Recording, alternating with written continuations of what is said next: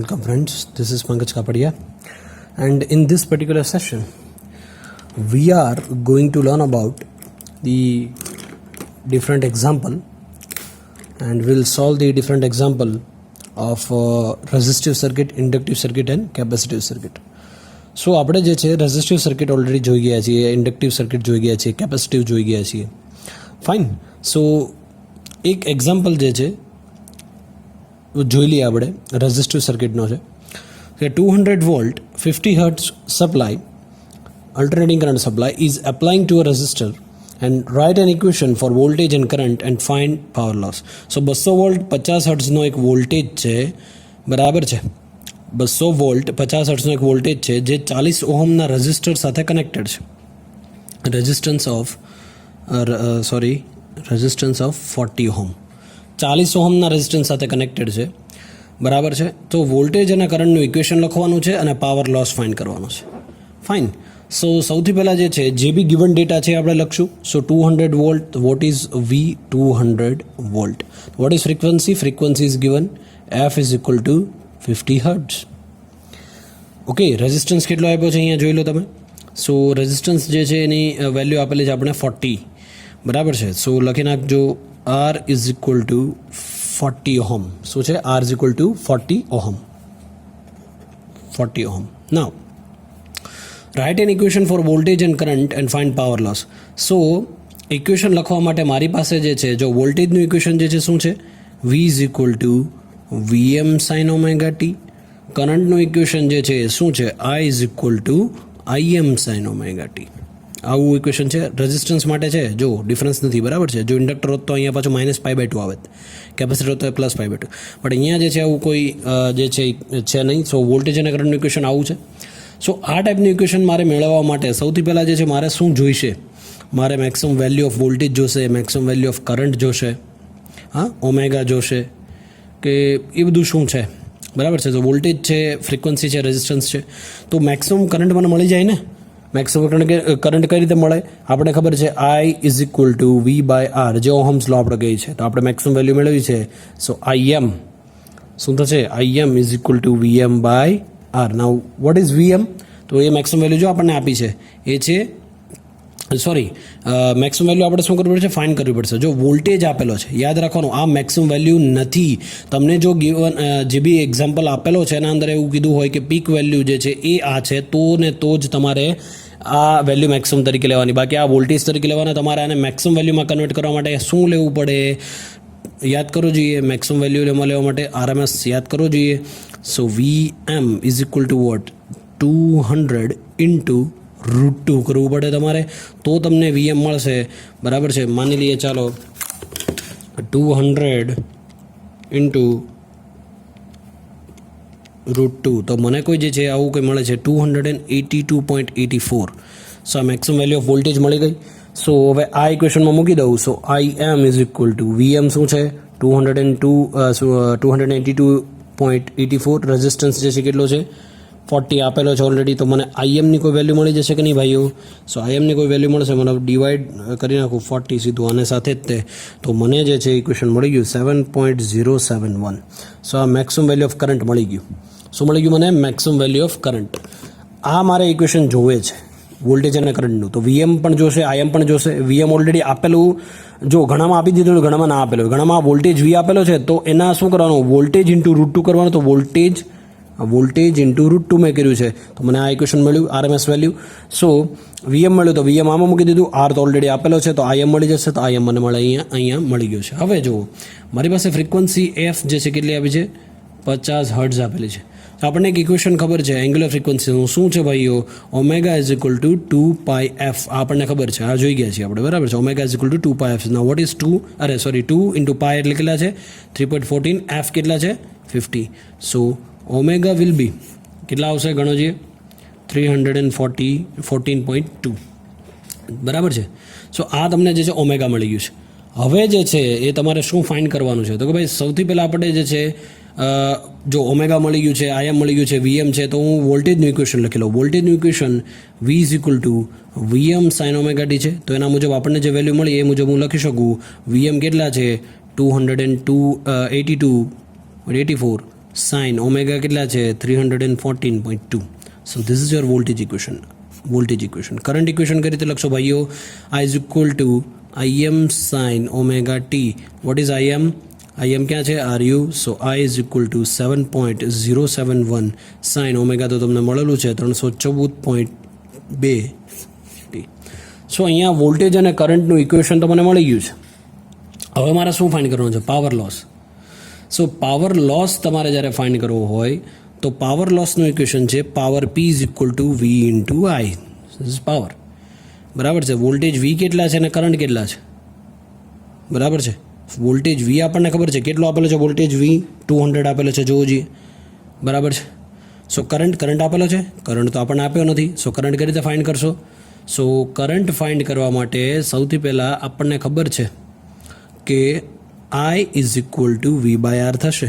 So I is equal to V કેટલા છે 200, R કેટલા છે 40 છે ને.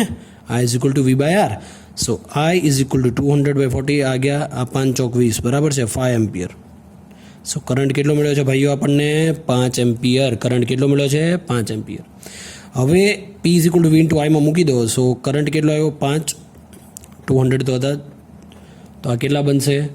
1000 વોટ. કેટલા બનશે? 1000 વોટ. સો પાવર આનો કેટલો મળ્યો? 1000 watt. So this is all about your first example of resistance. Second example જોઈએ. Okay, this one is the second example. As you can see here, the 400 volt 50 hertz 0.3 henry inductor જે છે એ હંમેશા હેનરીમાં હોય. બરાબર છે. હેનરી, HENRY, હેનરી એનો unit છે. જેમ રેઝિસ્ટન્સનો યુનિટ ઓહમ છે એ રીતે. બરાબર છે. ફ્રીક્વન્સીનો યુનિટ હર્ટ્ઝ છે એ રીતે. સો 400 volt 50 hertz 0.3 ohm inductor is connected across AC supply. Find current formula and RMS value of the current. સો સૌથી પહેલાં જે છે વોલ્ટેજ V કેટલા આપેલા છે આપણને? વોલ્ટેજ V જે છે એ કેટલા આપેલા છે? વોલ્ટેજ V આપેલા છે 400 વોલ્ટ. ફ્રીક્વન્સી કેટલી આપે છે? 50 hertz. 50 hertz આપેલું છે. ઇન્ડક્ટન્સ કેટલું આપ્યું છે? 0.3 હેનરી આપેલું છે. ઇન્ડક્ટન્સ કેટલું આપ્યું છે? 0.3 હેનરી, L. બરાબર છે. ઇન્ડક્ટન્સને L વડે દર્શાવીએ છીએ આપણે. ઓકે, નાવ આ જે વોલ્ટેજ છે એની મારે આરએમએસ વોલ્ટેજ મેળવવું છે. તો હમણાં જ આપણે એક એક્ઝામ્પલ કર્યો એના મુજબ શું હતું? VM મેક્સિમમ વેલ્યુ મેળવવી હોય તો શું કરવું પડે? V into √2. So maximum value is equal to V એટલે 400 ઇન્ટુ √2. તો VM જે છે એ મને કેટલા મળશે? 565.7. 565.7 આવું કોઈ જે છે મને મળે છે. નાવ આગળ વધીએ. તો આ એક્ઝામ્પલની અંદર હવે જે છે એ શું છે? ઇન્ડક્ટન્સ. તો ઇન્ડક્ટન્સ જે છે L આપેલું છે. સો આપણે એનું સૌથી પહેલાં કરંટ જે છે ફોર્મ્યુલા કઈ રીતનું છે યાદ કરો. જો પહેલાં કરંટ ફોર્મ્યુલા કઈ રીતનું આવે? I is equal to Im sin omega t minus pi/2. Inductor છે ને, ઇન્ડક્ટર છે એટલે -pi/2 આવે ને. વોલ્ટેજ તો આ રીતનો જ હતો, V is equal to Vm sin omega t. Current આ ટાઈપનો આવે છે. તો મારે જે છે આ ઇક્વેશન ફાઇન્ડ કરવું હોય તો મારે ઓમેગા જોશે. બરાબર છે. Im પણ જોશે. બરાબર છે. સો Im જે છે આ Im મારે ફાઇન્ડ કરવું પડે. તો Im કઈ રીતે ફાઇન્ડ કરશો? બરાબર છે. Im કઈ રીતે ફાઇન્ડ કરશો? યાદ કરો આગળના જે છે પહેલાંમાં એક્ઝામ્પલમાં શું હતું? I is equal to V by R હતું કે નહીં? બટ એ ખાલી રેઝિસ્ટિવ સર્કિટ હતી એટલા માટે R હતો. બટ આ એનો લોસ R હતો ને. આનો લોસ તો એક્સેલ લોસ છે. યાદ કરવો જોઈએ. યાદ કરો. એક્સેલ લોસ છે ને, ઇન્ડક્ટરમાં જે લોસ થાય એક્સેલ વડે દર્શાવીએ છીએ. So it is one kind of resistance. So Im is equal to VM by XL થશે કે નહીં થાય? બરાબર છે, થાય ને. So Im is equal to VM by XL. Now what is VM? VM જો આપણને મેળવ્યું 565.7 RU. એક્સેલ, તો હવે અહીંયા એક્સેલ મારે ફાઇન્ડ કરવું પડશે ને પહેલાં. તો એક્સેલ જે છે કરી દઉં, ફાઇન્ડ કરીશ. Excel is equal two 2πfL છે કે નહીં? આવે છે ને. XL is equal two 2πfL. So 2 into 3.14. Frequency કેટલી? 50 આપેલી છે. જો ફ્રીક્વન્સી ના આપેલી, જો કે આપેલી જ હોય બટ ના આપેલી તો 50 લઈ લેવાની. L એટલે કેટલા છે? 0.3. સો એક્સએલ ઇઝ ઇક્વલ ટુ કેટલા આવશે? ગણો જોઈએ ભાઈઓ. That 2 into 3.14 into 50 into 0.3. So almost જે છે 94.2 આવે છે. 94.25 ઓહમ. એક્સએલ મળી ગયું. તો મારી પાસે જો વીએમ છે, એક્સએલ છે, so VM by XL, so XL 94.25. So total જે મને મળશે એ શું મળશે? આઈએમ મળશે. સો આઈએમ જે છે એ કેટલા મળશે જોઈએ, ચાલો. That 565.7 divide by 94.25. સો આ જે મને મળે છે એ છે 6, બરાબર છે, એક્ઝેક્ટ 6 મળે છે. સો આઈએમ આ એમ્પિયરમાં આપી દેવાનું, બરાબર છે. સો 6 એમ્પિયર મને આઈએમ મળ્યો છે. શું મળ્યું છે? 6 એમ્પિયર મને આઈએમ મળે છે. હવે જો 6 એમ્પિયર મને આઈએમ, બરાબર છે. હવે નેક્સ્ટ શું છે? તો સૌથી પહેલાં મારી પાસે ફ્રીક્વન્સી, તો omega is equal two angular frequency મળેલો છે 2 ઇન્ટુ 3.14 ઇન્ટુ ફ્રીક્વન્સી કેટલી આપી છે? 50. સો ઓબ્વિયસલી લાસ્ટ ટાઈમ જે મળ્યું હતું એ ટાઈપનું જ 314.2. મારી પાસે ઓમેગા છે, વીએમ છે, આઈએમ છે, બધું જ છે, બરાબર છે. તો હવે આ ઇક્વેશન જે હું લખી શકું, શું છે equation? I is equal to IM sine omega T minus pi by 2. So I M કેટલો મળ્યો? 6 સાઇન ઓમેગા કેટલું છે? 314.2, બરાબર છે. ટી માઇનસ પાઈ બાય 2નું પાઈ બાય 2. સો આ જે આપણને જોતું હતું, સોરી, આ ઇઝ ઇક્વલ ટુ, એ આપણને સમીકરણ અથવા તો ઇક્વેશન મળી ગયું છે. આ જે જોતું હતું એ આપણને ઇક્વેશન મળી ગયું છે. હવે આમાં આઈએમ 6 છે, તો આની આરએમએસ વેલ્યુ પણ ફાઇન્ડ કરવાની છે ને. સો આરએમએસ વેલ્યુ કઈ રીતે ફાઇન્ડ થશે ભાઈઓ? I is equal to I M by √2. તો મેક્સિમમ કરંટ કેટલો છે અહીંયા? 6 divide by √2. So I is equal to 6 divide by √2 કરશો 4.24 એમ્પિયર આવશે. So this is your current. So this is your example. Okay, I hope કે તમને જે છે આના અંદર ખબર પડી હશે. ચાલો તો નેક્સ્ટ એક્ઝામ્પલ જે છે હવે જોઈએ. ઓકે, નેક્સ્ટ એક્ઝામ્પલ એવો છે કંઈ એ 200 વોલ્ટ 50 હર્ટ્ઝ 25 માઇક્રોફેરાડ કેપેસિટર હંમેશા ફેરાડમાં હોય. શેમાં હોય? ફેરાડમાં, માઇક્રોફેરાડ. ઓકે, મોટા ભાગે માઇક્રોફેરાડમાં જશે. સો 25 માઇક્રોફેરાડ કેપેસિટર જે છે એને 200 વોલ્ટ 50 હર્ટ્ઝના સપ્લાય સાથે કનેક્ટ કરવામાં આવ્યું છે. સો કેપેસિટરના કરંટનું ફોર્મ્યુલા ફાઇન્ડ કરવાનું છે અને કેપેસિટરનો આરએમએસ કરંટ ફાઇન્ડ કરવાનો છે. તો કઈ રીતે થશે? તો જે આપણે ઇક્વેશન મળે છે એ મુજબ જ જે છે જોઈ લઈએ.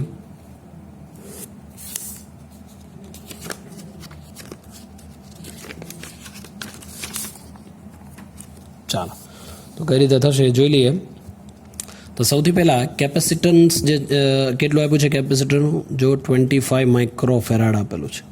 હવે માઇક્રોફેરાડને તમારે ફેરાડમાં કન્વર્ટ કરવો હોય તો શું કરવું પડે? 10⁻⁶ કરવું, 10⁻⁶. તો આ બની ગયું સી. હવે વોલ્ટેજ કેટલા આપ્યા છે? વોલ્ટેજ આપ્યા છે 200 વોલ્ટ. આપી દીધા કે નહીં?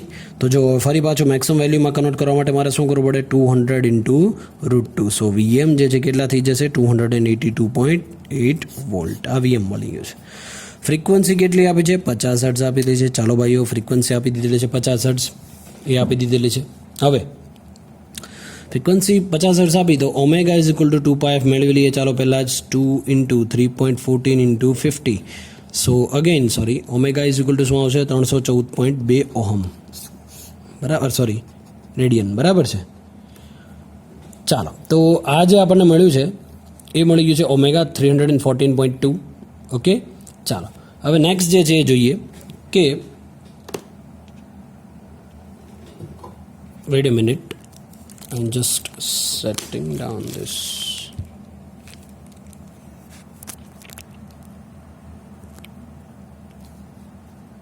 ઓકે, નાવ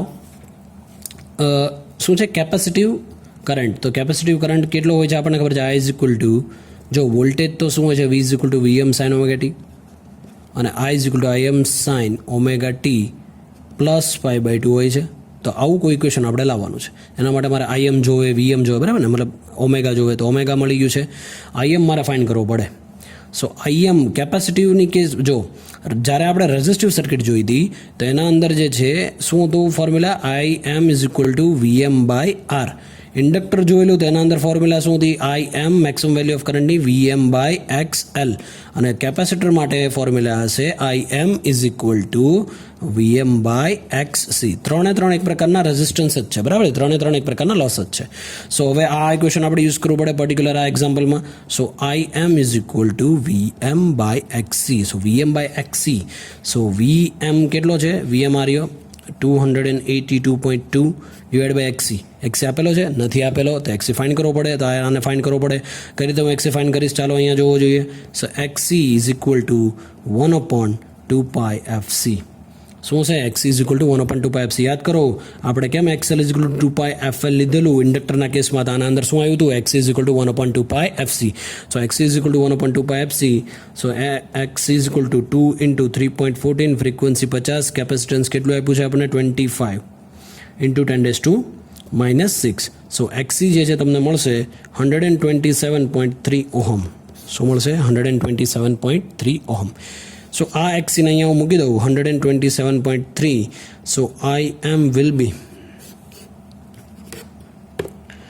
282.2 ડિવાઇડ બાય 127.3,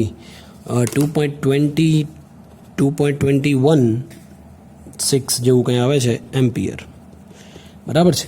તો જો આપણી પાસે જે છે એ કેપેસિટરનું ફોર્મ્યુલા જે છે એ આ છે, બરાબર છે. ચાલો, તો એ જે ફોર્મ્યુલા છે એ છે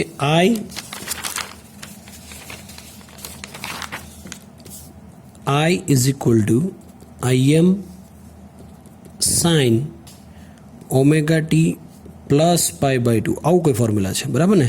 હવે આપણને જો વેલ્યુ બધી મળી, જો IMની વેલ્યુ છે મારી પાસે. હા, IMની વેલ્યુ કેટલી છે જોવો જોઈએ. IMની વેલ્યુ અહીંયા આપી 2.21. સો હું લખી શકું I is equal to 2.216 sine ઓમેગાની વેલ્યુ આપણને મળેલી છે આ રહી 314.2. So 314.2 T plus π/2. So this is my last equation. Okay, જે એક્ઝામ્પલની અંદર આપણને પૂછ્યું છે એ લાસ્ટ ઇક્વેશન આ રહ્યું. હવે ઓબ્વિયસલી RMS વેલ્યુ ફાઇન્ડ કરવાની કીધી છે. શું કીધું છે? RMS વેલ્યુ જો તમને ફાઇન્ડ કરવાની કીધી છે તો આપણને ખબર છે આપણે શું કરવું પડે સૌથી પહેલાં. સો RMS વેલ્યુ જો ફાઇન્ડ કરવી હોય તો મારે જો અને કરંટ ફાઇન્ડ કરવાનો કીધો છે ને, RMS વેલ્યુનો કરંટ. સો કરંટ ફાઇન્ડ કરવો હોય તો I is equal two V/XC, જે આપણે પહેલાં જ કરી નાખ્યું છે, બરાબર? I is equal two V/XC. અહીંયા કશે હશે વી કેટલો છે? હા 200 આપેલો છે. જો અહીંયા 200 આપેલો છે. અહીંયા ભૂલથી VM નહીં લઈ લેવાનું, બરાબર છે? અને XC, તો XC જે છે એ આપેલો છે આપણને, XC આપેલો છે આપણને 127.3. So current will be 200 divide by 127.3. that will give you 1.5710 ampere. So આ જે છે આપણને શું મળી ગયો છે? કરંટ મળી ગયો છે 101.57 ampere. Okay, so this is your actual current. Okay, let's move further with next example, that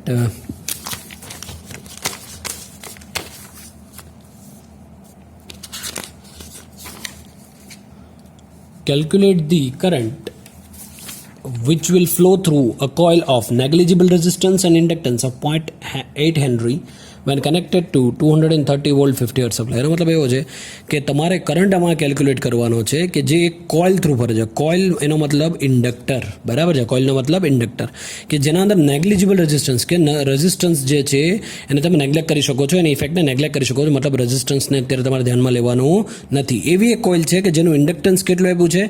0.8 henry. That means L is equal to what? 0.8 Henry. L is equal to 0.8 Henry. Okay, now 0.8 Henry. Voltage V કેટલો આપ્યો છે? Voltage V is equal to what? 230 volt. 230 volt. Frequency કેટલી આપી છે? 50 hertz આપેલી છે already. Okay, ચાલો. તો હવે આમાં જે છે શું કરવાનું છે? આપણે ફાઇન્ડ જે છે કરવાનું છે calculate the current. Now current એટલે શું હશે? કરંટ જો રેઝિસ્ટરના કેસમાં હોય તો I is equal to V/R, ઇન્ડક્ટરના કેસમાં હોય તો V/XL, અને I is equal to V by XC કેપેસિટરના કેસમાં. તો અત્યારે આપણે આ યુઝ કરવું પડે. So I is equal to V by XL. Now what is V?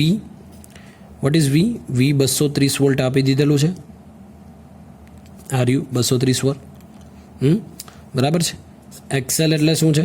XL તો આપણને આપેલું છે, નથી આપેલું, તો XL મારે ફાઇન્ડ કરવું પડશે. સો આ XL ને હું ફાઇન્ડ કરું. સો XL is equal two omega L અથવા તો 2πfL. સો ઓમેગા મતલબ 2πf અને L. Now what is 2 into 3.14 50 into L 0.8. So XL will be 2 into 3.14 into 50 into 0.8. That will give you 251.2. Okay, 251.2 ohm. Loss કોઈ પણ હોય ઓહમમાં જશે, બરાબર છે. સો આપણને મળી ગયું XL. નાવ આ XL નું અહીંયા મૂકી દઉં 251.2 ઓહમમાં. તો આ જે છે કરંટ મને કોઈ વેલ્યુ મળશે. સો કરંટની વેલ્યુ મને મળશે 230 divided by 241.2. that will give you 0.915 ampere. that means current આપણને જે મળ્યો છે 0.915 ampere મળી ગયો છે. okay, so this is your inductive reactance and this is the complete example. fine, ચાલો હવે નેક્સ્ટ જે છે જોઈએ. તો નેક્સ્ટ એક્ઝામ્પલ જે છે જોઈએ. આવા એક્ઝામ્પલ જે છે તમારા પૂછાય છે એક્ઝામમાં, તો ખાસ ધ્યાનમાં રાખવાનું, બરાબર છે બધા, જેટલા બી કરાવવું જોઈએ. So an alternating voltage of 200 volt, એક અલ્ટરનેટિંગ વોલ્ટેજ છે 200 વોલ્ટ છે, 50 હર્ટ્ઝની ફ્રીક્વન્સી છે. ચાલો માની લઈએ V ઇઝ ઇક્વલ ટુ કેટલા આપ્યા છે 200 વોલ્ટ. ફ્રીક્વન્સી F કેટલી આપી છે 50 હર્ટ્ઝ. કેટલી આપી છે 50 hertz. Applied to a coil. Coil આવ્યું એટલે ઇન્ડક્ટર, બરાબર છે. કોઇલ આવ્યું એટલે inductor of A negligible resistance નથી, અને ઇન્ડક્ટન્સ કેટલું આપે છે 0.1 henry. That means 0.1 henry inductance આપેલો છે L. So find the current. પહેલાં કરંટ ફાઇન્ડ કરવાનું છે. ક્યારે? ડ્રોની frequency is reduce two half, મતલબ ફ્રીક્વન્સીને હાફ કરી દીધી છે. બીજા કેસમાં ફ્રીક્વન્સીને ડબલ કરી દીધી છે. હવે આમાં તો ફ્રીક્વન્સી આપી નથી, તો કઈ રીતે આપણને ખબર પડે? મેં તમને પહેલાં કીધું ફ્રીક્વન્સીને 50 હર્ટ્ઝ ધારીને જ ચાલવાની, બરાબર છે. જો આપેલી હોય તો ઠીક છે, બાકી 50 હર્ટ્ઝ જે છે માનવાની. સો 50 હર્ટ્ઝનું અડધું કેટલું થાય? 25 હર્ટ્ઝ થાય કે ના થાય? બરાબર છે. અને આનું 50નું ડબલ કેટલું થાય? 100 હર્ટ્ઝ થાય કે નહીં? સો આ બંને કેસ માટે અલગ અલગ આપણે વેલ્યુ ફાઇન્ડ કરવાની રહેશે, બરાબર છે. ચાલો તો શરૂ કરીએ. તો સૌથી પહેલાં જે છે કામ કરીએ, ઇન્ડક્ટન્સ આપેલું છે તો XL મેળવી લઈએ. XL is equal to what 2πfL. Now 2 into 3.14 into 50 into 0.1. ચાલો XL મને મળી જશે. XL કેટલું મળશે વિચારો જોઈએ. તમે તમારી રીતે પહેલાં કેલ્ક્યુલેટ કરો જોઈએ કેટલું આવે છે, જલ્દી મને કહો. So that will give you 31.4 ohm. Okay, calculate કરો જોઈએ તમારે. તો પહેલાં કેલ્ક્યુલેટ કરો, પછી તમને જે છે આઈડિયા આવશે, બરાબર છે. પહેલાં કેલ્ક્યુલેટ કરો અને જોવું જોઈએ, બરાબર છે. તો હવે જે છે કરંટ પણ મળી જશે. કરંટ શું છે? I ઇઝ ઇક્વલ ટુ, જો ફરી વાર કહું છું, V બાય R શેમાં? V બાય R શેમાં? રજિસ્ટરમાં. V બાય XL શેમાં? ઇન્ડક્ટરમાં. અને V બાય XC શેમાં? કેપેસિટરમાં. તો સૌથી પહેલાં મારે આ લેવું પડે કેમ કે કોઇલ છે. So I is equal to V by XL. Now what is V 200 અને XL જે છે કેટલું આપ્યું છે 31.4 જે છે આપણને મળ્યું છે. તો I is equal to what 200 by 31.4 કરો. That will give you 6.36 ohm, sorry ampere, બરાબર છે. સો 6.36 એમ્પિયર જે છે આપણને કરંટ મળી ગયો છે.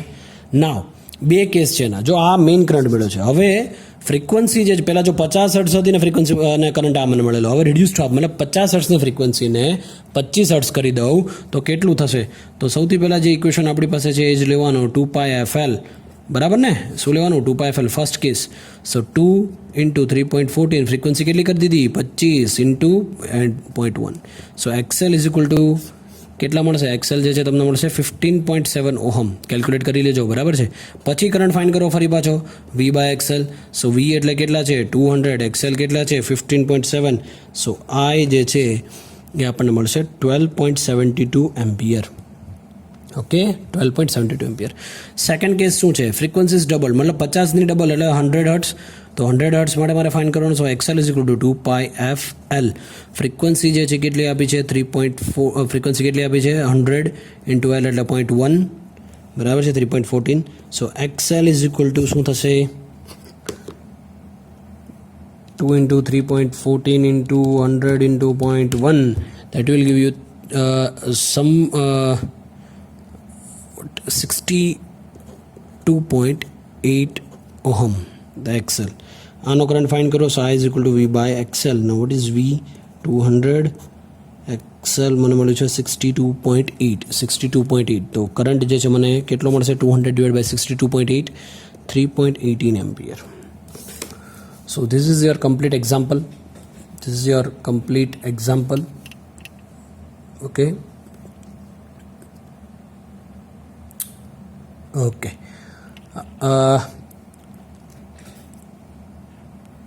So next example is about the capacitor. The capacitor of value 100 microF. Now capacitor જે છે એની વેલ્યુ આપી છે, જોવું જોઈએ 100F સોલ્યુશન. કેપેસિટરની વેલ્યુ આપે છે 100 માઇક્રો એફ. ફેરાડમાં તમારે ફેરવો છે, આપણને ખબર છે શું છે, 100 into 10⁻⁻6 farad. So this is your C. is connected at 200 volt source. so voltage is equal to 200 volt. Frequency આપેલી છે તમને 50 હર્ટ્ઝ, અહીંયા આપેલી છે. કેલ્ક્યુલેટ ફર્સ્ટ શું છે? Reactance of the capacitor, that means XC. RMS value of the current IRMS and the maximum current which is IM. Okay, આટલું find કરવાનું કીધું છે. તો સૌથી પહેલાં આપણને દિમાગ લાગવું જોઈએ કે maximum current capacitive reactance find કરવો છે. કેપેસિટરનો કેસ છે. તો સૌથી પહેલાં જે છે કેપેસિટિવ રિએક્ટન્સ શું છે? XC is equal to 1/2πfc. આવું કંઈ છે આપણી પાસે. ઓકે, સો અથવા તો એવું પણ કહી શકો ઓમેગા સી. તો omega is equal two 2πf મૂકો છો, 1/2πfc. સો 1/2 into 3.14 ઇન્ટુ ફ્રીક્વન્સી કેટલી છે? 50 ઇન્ટુ કેપેસિટન્સ કેટલું છે? 100. બરાબર છે, 100 into 10⁻⁻6. So XC is equal to કેટલા આવશે? You can calculate and you will get 31.85. Okay. Next છે RMS value. RMS value of the current I is equal to what? V by XC. So what is V? 200 divided by 31.85. Now what is I? I is equal to 6. Okay. Third one, maximum current. Okay, maximum current નો મતલબ શું છે? maximum current is equal to √2 into I. So √2 into I કેટલો મળ્યો છે? 8.88. So IM is equal to 8.88 ampere. Sorry, 6.28. Okay, you can calculate it and you will get this answer. Fine. So okay, if you want then you can click or you can take a screenshot also. Okay, now moving further with next example.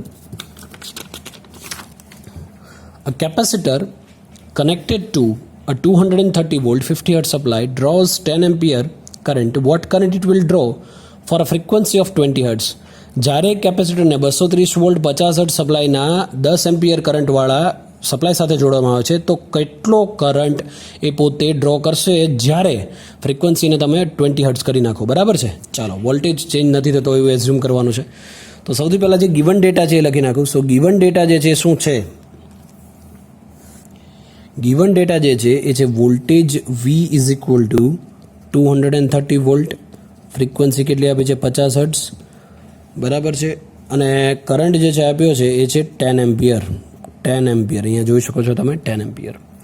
બરાબર, 230 volt. અને એક જગ્યાએ સાહેબ છે what current you will draw for a frequency of 20 hertz. બરાબર છે, તો અત્યારે તો સૌથી પહેલાં જો ફાઇન્ડ કરવું હોય તો બધું આ સેકન્ડ કેસ છે. તો ફર્સ્ટ કેસ એટલે આનો બધાને I1 અને F1 આપી દઉં છું. સો F1 જે છે આપણને આપ્યું છે 50 હર્ટ્ઝ આપ્યું છે. બરાબર છે. F2 જો મારે કેવું હોય તો 20 હર્ટ્ઝ કહી શકું ને. F2 જો મારે કેવું હોય, સપોઝ માની લો આ તો 20 હર્ટ્ઝ છે ને, તો F1 આપ્યું છે, F2 આપ્યું છે 20 હર્ટ્ઝ. તો પહેલાં જે છે સૌથી પહેલાં મારે ફર્સ્ટ ફ્રીક્વન્સી માટે ફાઇન્ડ કરવાનું. 50 હર્ટ્ઝ તો છે જ already. So I is equal two શું થશે? V by XC. તો અહીંયા જે છે હું આપી દઉં કે I1 આપી દઉં છું. ચાલો આને, બરાબર છે, નાના XC1 આપી દઉં છું. સો અહીંયા જે છે આપણને શું આપેલું છે? દેટ XC1 મારે ફાઇન્ડ કરવું છે. આના અંદર મારે કેપેસિટિવ રિએક્ટન્સ ફાઇન્ડ કરવાનું છે. બરાબર છે. સો કેપેસિટી રિએક્ટન્સ જો મારે ફાઇન્ડ કરવું તો મારે શું કરવું પડે XC1 is equal two V/I થશે કે નહીં થાય V/I1. So what is V 230 I1 already આપી દીધેલો છે 10 એમ્પિયર. સો XC1 મને મળી જશે કંઈ મળશે XC1 230 divide by 10 that means 23 ohm બરાબર છે. તો આપણને એક ફોર્મ્યુલા બીજી પણ ખબર છે. We know that the XC is equal to 1/ωc is equal to 1/2πfc. So એનો મતલબ એવો થયો આ ફોર્મ્યુલા ઉપરથી કે XC જે છે એ આ ફ્રીક્વન્સીના પ્રપોર્શનલમાં નથી, એ કેવું છે ઇન્વર્સલી પ્રપોર્શનલમાં છે. 1/f થઈ શકે ને પ્રપોર્શનલી. હા, જેમ કે આપણે એવું જોતા હતા ઇન્ડક્ટિવ રિએક્ટન્સના કેસમાં XL is equal two πfl. That means XL is proportional two frequency. જેટલો XL વધશે એટલે ફ્રીક્વન્સી વધશે, જેટલી ફ્રીક્વન્સી વધશે એટલો XL વધશે. બટ XCના કેસમાં શું છે 1/f છે 1/2πfc.